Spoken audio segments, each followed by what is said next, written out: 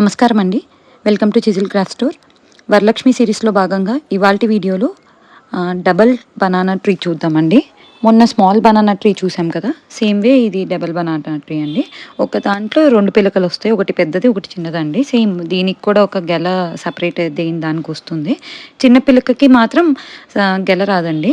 So same ఆకులు కూడా ఇలా స్టీల్ రాడ్స్తో ఉంటాయి, ఫ్లెక్సిబుల్గా ఉంటాయి, easy to dismantle and easy to arrange అండి.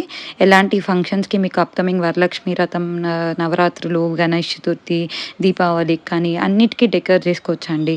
స్పెషల్లీ ఇంట్లో ఈవెంట్స్ జరుగుతుంటాయి కదండి, చిన్న చిన్న ఫంక్షన్స్ అట్లాగా, అప్పుడు కూడా ఇవి బనానా ట్రీస్తో డెకర్ చేసుకోవచ్చండి.